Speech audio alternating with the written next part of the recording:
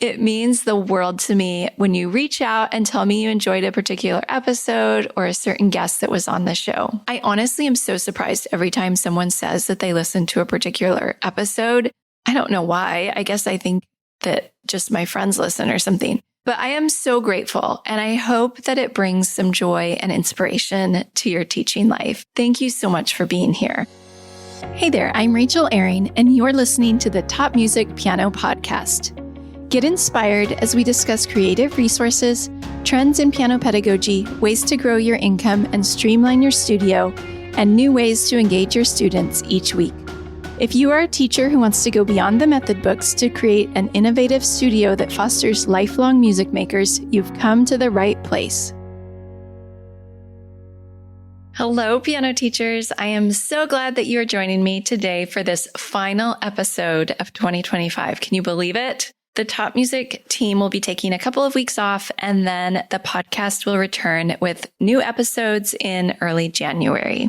So for this final episode of the year, I thought I would reminisce a little and share some of my favorite things and highlights from 2025. Some of these I've mentioned before on the podcast, but they are worth mentioning again. And some of them are recent things that I know I haven't talked about yet. So let's get right into my top 10 favorite things of 2025. And these really are in no particular order other than that some of them are grouped by category. For number 10, I went back and looked at all the episodes that I've recorded this year, and there are so many good ones. I obviously can't pick a true favorite episode or guest, but there was one that stood out as being really unique and special. And that was episode 68, which was my interview with Florence Phillips about going into a prison to teach piano to inmates. I think the fact that she is just a regular piano teacher like any of us who did something really extraordinary was so inspiring to me. Florence, if you hear this, thank you so much for being vulnerable with us and sharing your story. And honestly, I have to thank all of my 40 or so guests who have come on the podcast this year. I love getting to know these teachers and entrepreneurs, and I know that I learned so much from them, and I hope that you as a listener do as well. And I'm sure you do, or you wouldn't keep listening. So thank you to all of my 2025 podcast guests. That being said, if you have an idea for a podcast guest, either maybe yourself or another piano teacher that you know, please reach out to me. I am currently planning guests for 2026, and I would be happy to consider anyone that you have in mind that you think would bring value to the podcast. All right, number 9 on my list is another podcast related one. Actually, these first 3 are all podcast related. Number 9 was one of my favorite episodes of the TopCast with Tim Topham, and that was episode 439 titled From Bankruptcy to 1,000 Students with David Martin. I got so caught up in David's story, how he went bankrupt and then he built his studio in a shed in his backyard and eventually outgrowing that and moving to a commercial space. If you haven't listened to it, be sure to check it out. It is an incredible story. Okay, number 8 on my list, and the last specific podcast one, is a brand new podcast that came out recently that I look forward to downloading and listening to each and every week. It's called the 440 Podcast, and the host is Eric Branner. Now, Eric was on this podcast, the Top Music Piano Podcast, back in episode 86. Eric is the founder of Fonz.com, and he is a fantastic podcast host. He's only a few episodes in, and I've already learned so much. His podcast is for music teachers with a focus on entrepreneurship.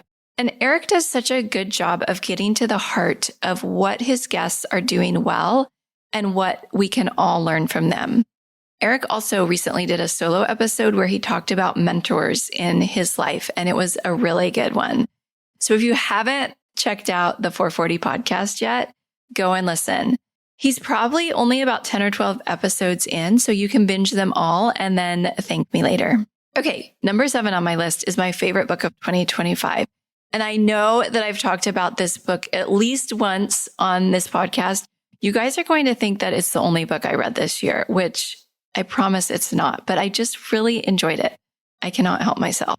So it was Ina Garten's memoir called Be Ready When the Luck Happens. If you don't recognize the name Ina Garten, she is also known as the Barefoot Contessa, and she has a Food Network show and cookbooks and a whole world of food-related products. But the book was about her journey to becoming the Barefoot Contessa and the risks she took along the way, the struggles that she faced, and how hard she worked to get to the place that she is today. I read it early in 2025, and it's still at the top of my list of books that I read in 2025. Now, just so you don't think I only read that one book, I'm going to give you a couple of runner-ups.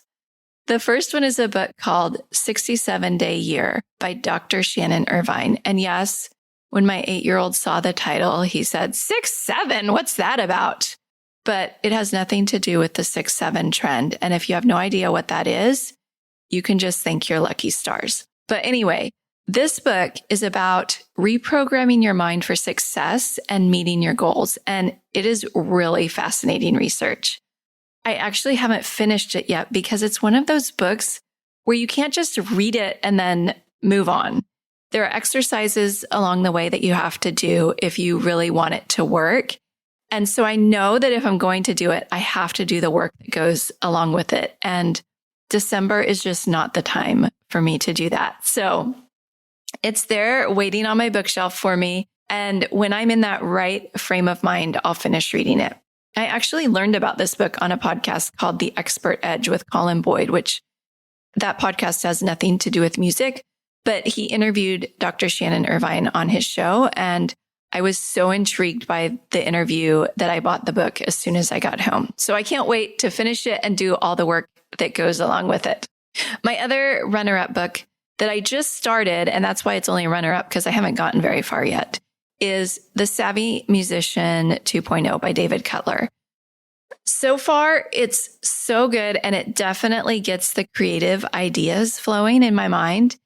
Tim interviewed David Cutler on the TopCast in episode 417 earlier this year when the book came out. So if you're interested in learning more about that book, you can listen to the episode.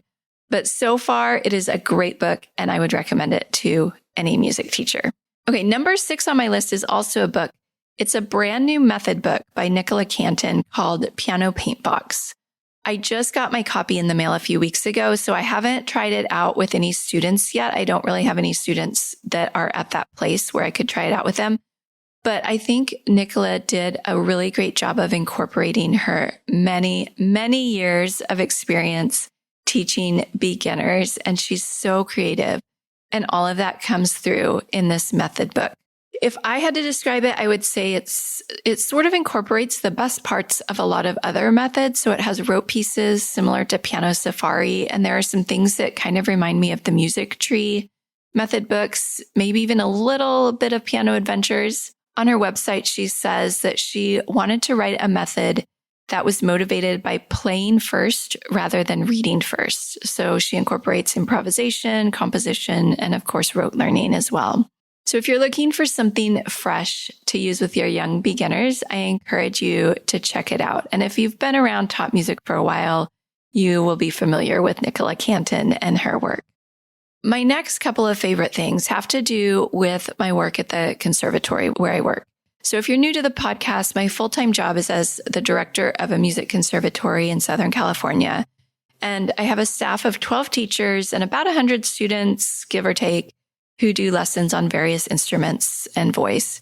So I am so grateful this year for my teaching team. So number 5 is having a team of teachers that I can rely on and that I know are really strong teachers. Last school year was a little rough, and I think I might have shared a little about it on the podcast, but I had a lot of turnover in my teaching team. And a lot of it was for very good reasons. Several of them had babies. A couple teachers left because they got full-time positions at other schools. But I felt like the entire school year was me trying to fill teaching positions and maternity leaves. And I ended up actually teaching a lot of lessons myself because at some point near the end of the year, I just gave up and figured I'd just teach the lessons myself because it was getting so close to the end of the year and I was struggling to find good teachers. So when August rolled around, I did quite a few interviews for new teachers, and I ended up hiring 3 piano teachers. One of them also teaches voice. And I have to tell you all, I feel like I hit the jackpot with these 3 teachers. And having a full team of teachers that I'm confident are teaching well and connecting with the students, which is a really big part of it, has made my job so much easier this fall. I know this one doesn't apply to everyone listening, but if you are in a position to hire teachers, don't be afraid to be picky. I have sometimes hired out of desperation in the past, and it rarely works out. So take your time, trust your gut, and make sure you get teachers that you can trust to do a great job. Number 4 is an event that I did in the conservatory that I definitely want to do again, although I have to do a better job of selling it next time. Back in September, a few weeks into our school year, I hosted our first conservatory family night, and the event had 2 parts to it. The parents were in one room with me and one of my teachers named Jane, and Jane started out by sharing all the benefits of music education with the parents. She talked about the effects on the brain and brain development and how music uses every part of the brain, and she shared so much more information. It was fantastic. And then I talked with parents about how they can support their child's music education and get the most out of their investment that they're making in music lessons, even if they've never had a music lesson themselves in their life. So we got really practical and talked about practicing, but also really basic things like helping their child learn right hand and left hand. Any parent can do that. And we all know how helpful it is if a child knows their right hand from their left hand, right? And then while Jane and I were talking with the parents, my good friend Tweena, who was on the podcast back in episode 28, did a vision board party with the kids where they got to talk about setting goals, and they made posters with things that they wanted to learn and do in the coming months. I really love this whole idea behind the event. My only regret, like I mentioned, is that more people didn't attend. So next year, I want to make sure I promote it better, let parents know what a valuable addition it will be to their child's music education. And like I said, help them to realize that this is how they'll get the most out of their investment that they're making. All right, we're already at my top 3 favorite things. And these 3 are all about connections. Now, I don't know if you can tell, but I would actually consider myself an extreme introvert, which people are sometimes surprised to hear.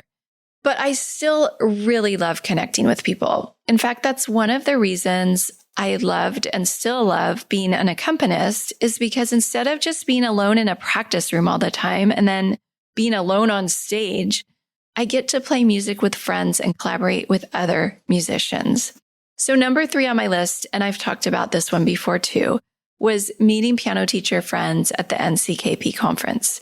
There is nothing like spending 4 days surrounded by hundreds of other piano teachers. I got to meet several people who I had interviewed on the podcast, and I attended some really great sessions, hung out in the exhibit hall, went to dinner with piano teacher friends. All in all, it was a great week. And if you have the chance to go to something like that, I encourage you to take the opportunity to do it. Number 2 is related, and it is all of my piano teacher friends are my favorite things. Piano teaching can be lonely if you don't have any friends who understand what you do. It really is a very unique profession if you think about it. Yes, we are teachers, but it's much different than classroom teaching. We are entrepreneurs, therapists, bookkeepers, social media managers, marketing team, and performers as well. So having friends who understand all of those different aspects of it has been the most valuable thing to me in the past few years. Whether you can find piano teacher friends in your area or online, I encourage you to find your piano people. Don't be afraid to reach out to them. Most likely, especially if you're in a small town, the other piano teachers around are looking for connections and like-minded friends too. And this brings me to my number 1 favorite thing of 2025. And I know I said these weren't in a particular order, but this might be actually number 1. And that is you, the listeners of this podcast. If you have made it to the end of this episode, you are absolutely my favorite. It means the world to me when you reach out and tell me you enjoyed a particular episode or a certain guest that was on the show. I honestly am so surprised every time someone says that they listen to a particular episode. I don't know why. I guess I think that just my friends listen or something. But I am so grateful, and I hope that it brings some joy and inspiration to your teaching life. Thank you so much for being here. I know that everyone on the Top Music team appreciates you, and especially if you are a Top Music Pro member or in the Facebook group or anywhere that you're connecting with us, we value that so much. I would love to hear about some of your favorite things from 2025. You can DM me on Instagram at Rachel Ehring and tell me what I need to read or listen to or check out in 2026. All right, my amazing podcast friends, that's a wrap for 2025 for this show. I hope you have a wonderful holiday season, however you are celebrating, and I will see you back here in the new year. I'm Rachel Ehring, and you've been listening to the Top Music Piano Podcast. I'll see you next year. How do you keep up to date with all the latest trends and research into music education? How do you connect with other teachers around the world and make sure your teaching stays fresh and relevant for students of all ages and stages, both now and into the future? I created our Top Music Pro membership to be the one-stop shop for music teaching resources, training, support, and community, and I'd love for you to come and join us inside. With over 40 comprehensive training courses, hundreds of teaching demonstrations and lesson plans, free monthly sheet music, discounts, and all the business and pedagogy support you could ever need, Top Music Pro is the community you've been looking for. If you're ready to level up your learning from the podcast and join thousands of other teachers in our global network, head over to topmusicpro.com today.